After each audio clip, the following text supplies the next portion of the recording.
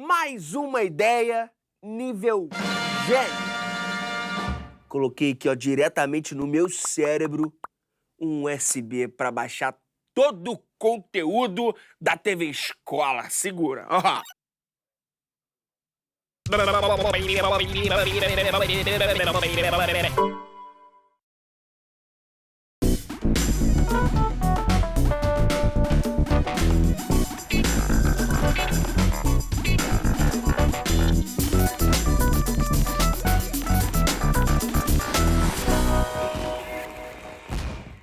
Hora do Enem no ar, com uma pergunta importante. Dá para acreditar em tudo que a gente lê sobre ciência na internet? O nosso convidado responde. Ele é criador de um selo de qualidade para canais de divulgação científica no YouTube, o Science Vlogs Brasil. Eu tô falando do biólogo Rafael Bento, mas é daqui a pouquinho, porque agora a gente aquece pro Enem com o professor Hilderi Domingos, por gentileza. Fala aí, Lange. Estamos juntos mais de novo. uma vez. Tudo bem? O assunto de hoje é genética. É um assunto bem abrangente, né? Então, o que o Enem espera do candidato sobre esse assunto? O Enem ele tá mudando muito a cara dele, né?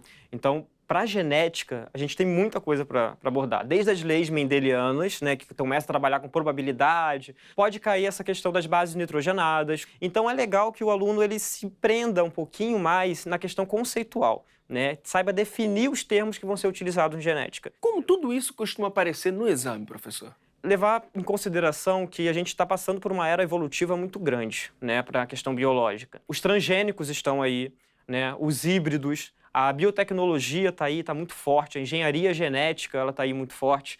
Então o Enem ele vai cobrar muito sobre isso. E a questão mais difícil do Enem de 2017 é sobre genética, né? Foi considerada a mais difícil, né? Bora dar uma olhada na questão então, Vamos lá. professor?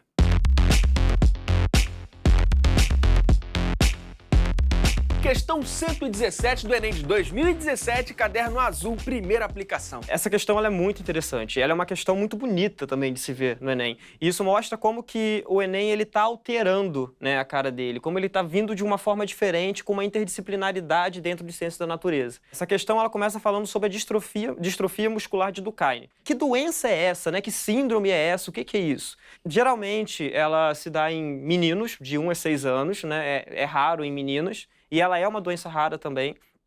E acontece que a gente tem uma proteína chamada distrofina, né? E essa proteína, ela é sintetizada pelo gene DMD, né?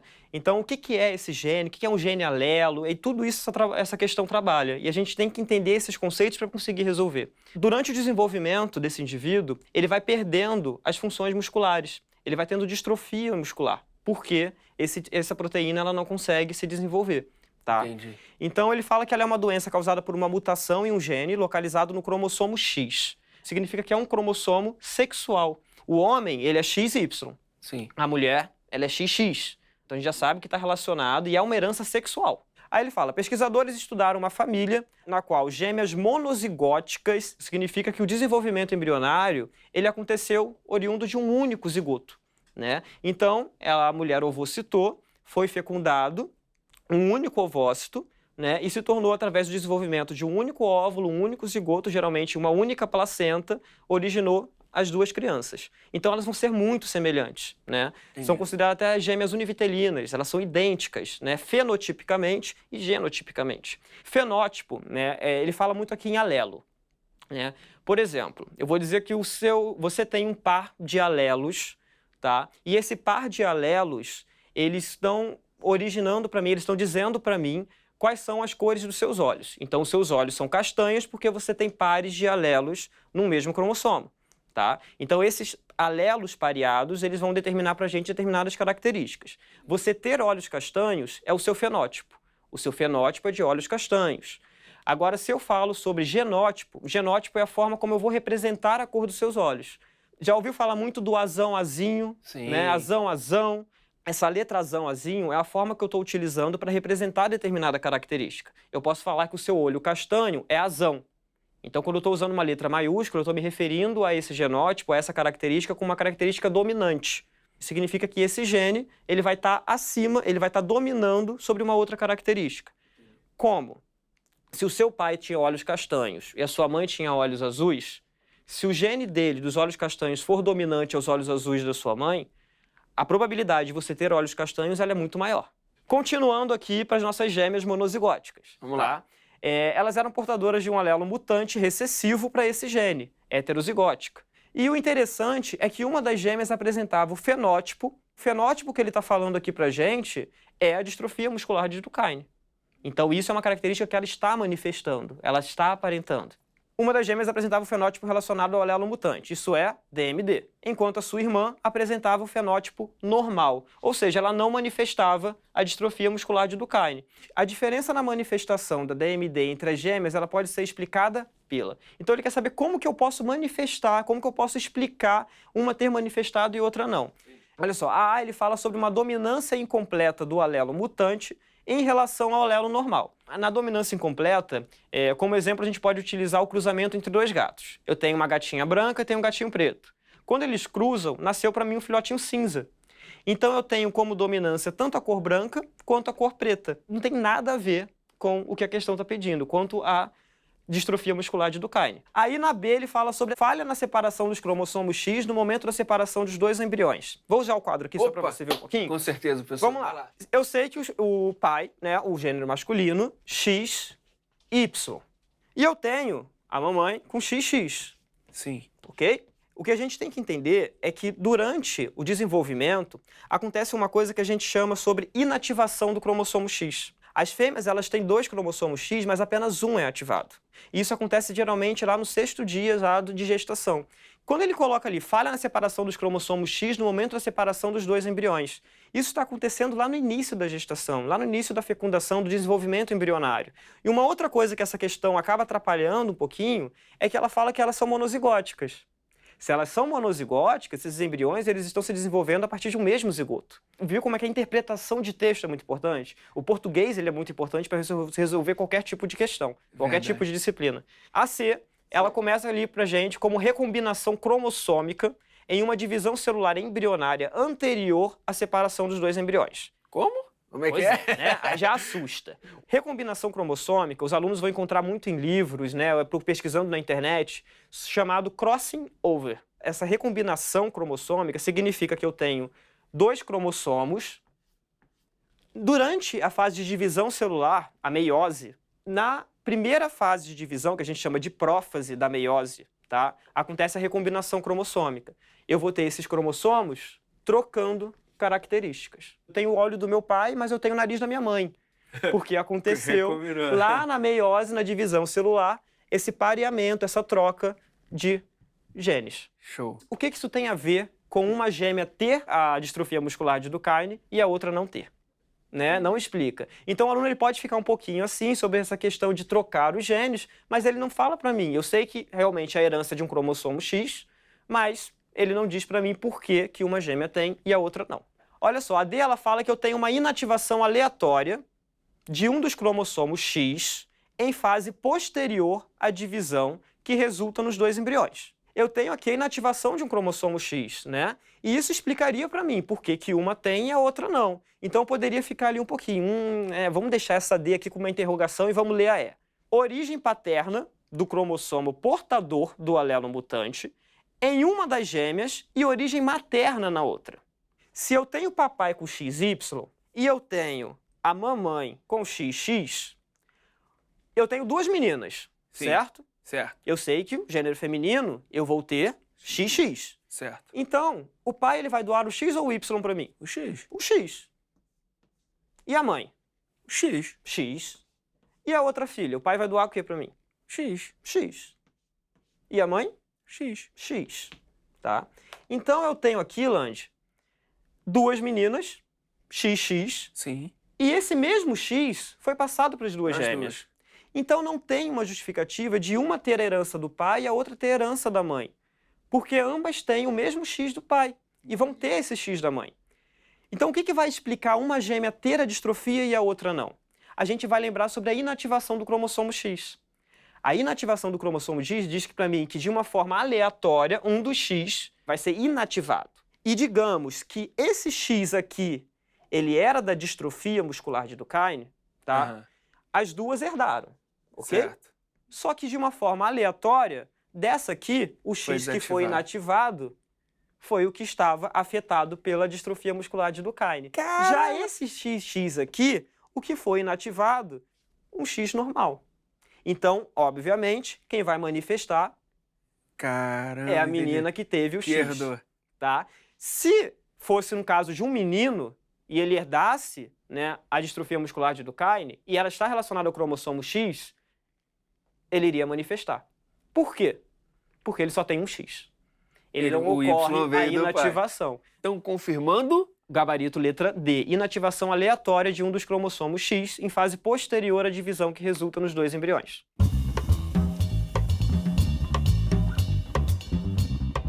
tem alguma parte da genética que merece uma atenção especial, assim? A questão dos transgênicos, está tudo relacionado à biotecnologia, está falando sobre eu utilizar da alteração de determinado gene, eu pegar um indivíduo e mexer no DNA dele, engenharia genética. O que é a mutação? A mutação ela pode acontecer de uma forma natural. O indivíduo ele teve um cruzamento, mas durante a divisão celular, uma dessas bases nitrogenadas, desses códigos genéticos, ele teve um erro. Isso vai levar a uma mutação, tá? Ou se está exposto a algum tipo de radiação, né? Então essa radiação também pode alterar o seu tipo de genética. Isso vai mexer também nas suas características, isso é uma mutação. E o híbrido? Ele se dá a partir de um cruzamento natural entre espécies diferentes, vão gerar um novo indivíduo, só que esse indivíduo ele vai ser infértil. Então, diferente do transgênico, o híbrido vai acontecer de uma forma natural. O transgênico, a gente vai alterar a genética desse indivíduo. Então, tem a ação do homem, tem a engenharia genética, tem a biotecnologia trabalhando aí. E eu acho muito legal o aluno dar uma olhada também do sistema BO, né? Que tipo sanguíneo eu tenho, quem pode doar para quem, que tipo de RH eu tenho, a B pode doar para AB, né? O O pode doar para todos os outros tipos de sangue. Então é legal o aluno dar uma lidinha sobre isso, onde que o RH se encaixa, o que é o RH positivo, o que é o RH negativo. Professor, muitíssimo obrigado. Alô, Lange, é sempre bom estar aí. É sempre bom ter você aqui. Obrigado, Lange. Encontrar fontes confiáveis sobre ciência é sempre um desafio, ainda mais na internet. O nosso convidado tem um projeto que tenta resolver esse problema. É o Science Vlogs Brasil. Então vem pra cá, Rafael Bento, por gentileza. Vai, Lange. E aí, belezinha? Bom. Que iniciativa é essa? Você tem muita informação e como que a gente consegue dizer o que é bom, o que é ruim, ou o que é mais relevante, o que não é. E na internet, do jeito que ela tá maluca, cheia de coisas, e a gente não sabe mais o que é, o que não é, e principalmente o que é científico, o que não é, a gente consegue tentar ajudar as pessoas colocando um selo de qualidade, que é o Science Vlogs Brasil, que é um selo de qualidade para canais do YouTube que falam de ciência. Então lá a gente confia no material desses caras que produzem esse conteúdo. Então não está restrito somente a ciências da natureza? Tem também ciências humanas? Tem ciências humanas, tem canal de história, o Xadrez Verbal, por exemplo, tem canal de arqueologia, arqueologia egípcia, que é um canal novo que entrou agora, tem de tudo mesmo, cara. Aliás, um dos canais mais interessantes que eu acho dessa nossa rede é dentro de tecnologia, que é uma menina que ela estuda, ela já é uma mulher, mas ela é super novinha, mas ela tá no mestrado, tá indo pro doutorado e ela trabalha com inteligência artificial. Então é uma mulher falando de exatas e de inteligência artificial dentro do nosso selo, e isso a gente fica, muito orgulhoso de ter a Camilinha lá dentro. Você lembra qual o canal? Peixe Babel. Peixe Babel da Camila Laranjeiras. E a gente tá ampliando isso também. A gente quer trazer mais mulheres, que tem muito homem, hétero e branco dentro, fazendo ciência e também divulgando. Então ela é um desses casos que a gente tá buscando mesmo para colocar mais diversidade dentro da rede, né? O Science Vlogs Brasil é uma iniciativa independente? Os grandes canais de ciência que tem no YouTube, não tem nenhum ligado a uma instituição mesmo, né? A uma universidade ou a uma grande empresa ou tudo mais. Todas as iniciativas são independentes. Pelo menos as mais relevantes que a gente fala, né? Que atingem vários números, milhões de inscritos e tudo mais. E o Science Vlogs também. A rede é independente e os canais que estão dentro dela são independentes também. Pois é. Como um canal consegue entrar nesse grupo? Mandando um e-mail pra gente, você pleiteia, eu quero entrar. O que acontece? A gente vai pôr pra toda a comunidade votar. Na verdade, a gente vota. Alguém tem um impedimento pra ele entrar. E aí, eventualmente, o canal acaba entrando. E como surgiu a ideia do selo? Cara, eu trabalho com divulgação científica há um tempo já, desde blogs, na época que as pessoas liam blogs, lembra do blog, né? Hoje em dia o pessoal lê menos. Mas existia o Science Blogs, que era uma rede de blogs também com essa mesma ideia. E essa efervescência que estava no blog na época foi pro YouTube. Então, vamos fazer a mesma coisa pro YouTube que tá precisando. Tem muita informação duvidosa no YouTube? Pô, é o que mais tem, né? Gente falando que vacina causa autismo e tudo mais, e gente deixando de vacinar os filhos, e agora o sarampo voltando a aparecer. Quer dizer, isso é uma loucura, isso é muito perigoso. Então, se a pessoa conhece o selo, conhece as pessoas que estão lá dentro produzindo, confiam nelas e elas estão dizendo que aquilo é bom, é mais um peso para a pessoa decidir, não, essa informação é importante, ou é mais relevante do que outra. E qual foi a notícia científica mais estranha que você já leu, assistiu, viu em algum vídeo e que visivelmente parecia falsa? Saiu uma notícia numa revista inglesa de divulgação científica também, que chama New Scientist, uma revista famosa e tal, não sei o quê. E eles mandaram uma notícia de 1º de abril, falando do boi mate, que tinham juntado genes do boi dentro do tomate, aí nasceu um tomate com couro e carne dentro, coisa assim. E era uma brincadeira de 1º de abril. O que aconteceu? Aqui no Brasil, uma grande revista publicou essa história como se fosse verídica. Depois tiveram que se retratar e tudo mais. Mostra que se você não tem alguém numa redação, por exemplo, que entende o mínimo que seja de ciência, de método científico, de revista, de publicação e tudo mais, acaba deixando passar esse tipo de coisa. E as redações hoje em dia não têm mais esse especialista. Com a crise do jornalismo, mandaram muita gente embora, principalmente esses jornalistas especializados que custam mais caro, mas que são muito competentes e são muito importantes.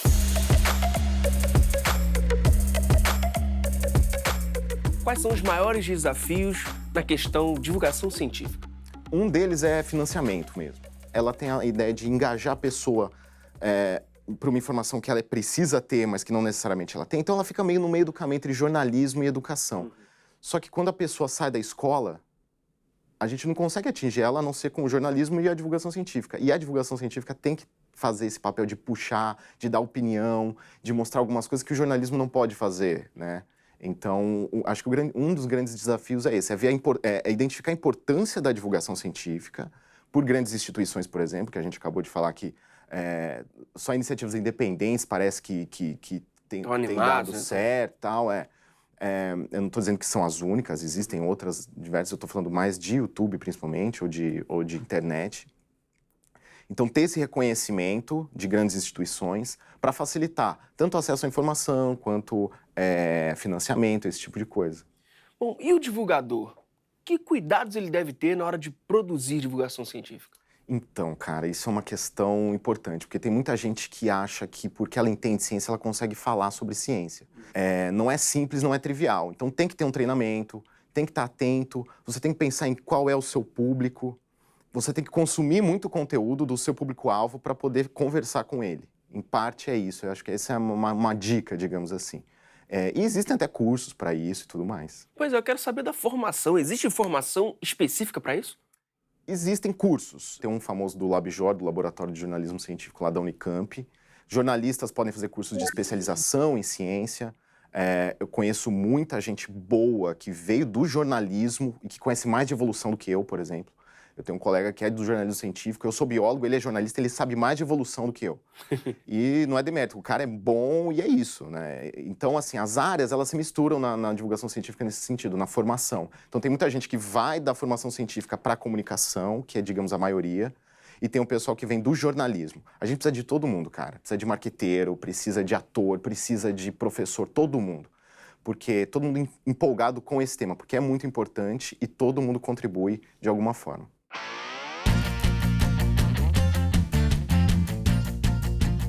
Agora, pra galera que tá em casa, futucando na internet, como faz para reconhecer uma informação, uma boa fonte de informação? Bom, se você vira o selo do Science Vlogs, é ok, tá? Tá ótimo. Isso aí é show de bola. Science Vlogs, Science Vlogs. Mas a gente ainda é pequeno nesse mar de informação. Algumas coisas que a gente recomenda é puxar a capivara do autor. Quem que é esse cara? O que que ele tá falando? E normalmente a gente só olha o textão, né? Facebook, pá, a gente lê e não vai a fundo. Não, clica, abre, vê quando foi publicado, o dia que foi publicado, e vai ver quem escreveu. Vendo quem escreveu, o ideal é meter um Google lá e ver o que acontece, o que baixa. O cara é cientista, ele está dentro de uma grande instituição e tudo mais. Isso são algumas coisas. Quando está citando um artigo científico, cientistas dizem que...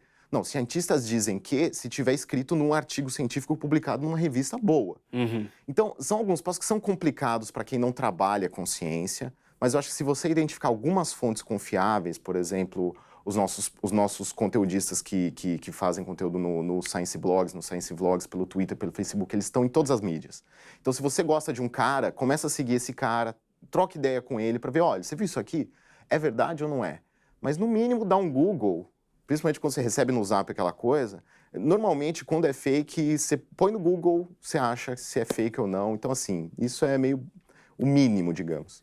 E para o pessoal que quer saber um pouco mais sobre Science Vlogs Brasil, onde ele busca mais informações? Bom, para o Science Vlogs Brasil, se você entrar no YouTube e buscar por Science Vlogs, com V, né? Science Vlogs Brasil no YouTube, você vai achar o nosso canal. E dentro do nosso canal tem uma lista com os canais que estão dentro da rede. E aí você pode olhar lá, são 37 canais que estão com a gente. E a gente está crescendo, está expandindo nessa ideia de diversidade de temas e de conteudistas, né? Então, a gente está sempre ampliando aí. Tem o Science Blogs também, né? Tem o Science Blogs também, que ainda está ativo, né? Com muito texto, tem muito texto bacana, até antigos e tal, que ainda continuam excelentes. E o pessoal produzindo também. E as redes todas desse pessoal, porque está todo mundo ativo em tudo, né? Hoje em dia, você não pode focar em um meio só. E para a galera que vai fazer o Enem esse ano, qual o seu conselho na hora de fazer uma pesquisa? Sempre checar se um site ou ele está aberto a comentários, se ele está linkando para a fonte de informação e ir até a fonte de informação, porque às vezes está um link lá que não necessariamente está levando para onde deveria. Então, ir atrás dessa fonte mesmo da informação. E eu acho que para Enem é importante seguir os divulgadores de ciência, principalmente, por quê? Porque a gente está discutindo temas atuais, com a consciência do que tem já de material, né, de científico, mas aplicando nos assuntos, nos temas atuais. Eu acho que isso para o Enem é muito importante. E muito tema que foi discutido pelos nossos conteudistas cai no Enem direto, porque eles estão conversando do atual ali, né?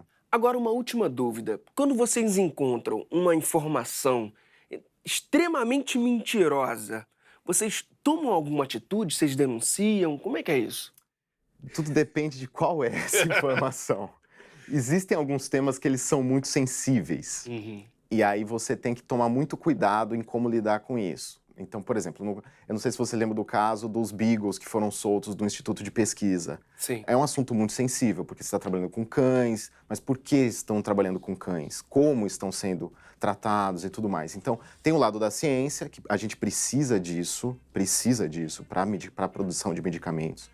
E tem o lado da proteção animal. Esse embate tem sido muito saudável até, na medida que a gente tem cada vez usado menos animais. Então, isso é importante, mas no nível de agressão que aconteceu, é perigoso. Então, esse é um tema, por exemplo, que ele é bem sensível. O divulgador de ciência, ele tem que tomar cuidado, porque existe um negócio hoje em dia que a gente sabe, estudando comunicação, que é o efeito rebote, o efeito backslash. Se você for muito enfático e falar, não, isso daí é bobagem, isso deixa de ser bobo, não sei o quê, isso daí é absurdo.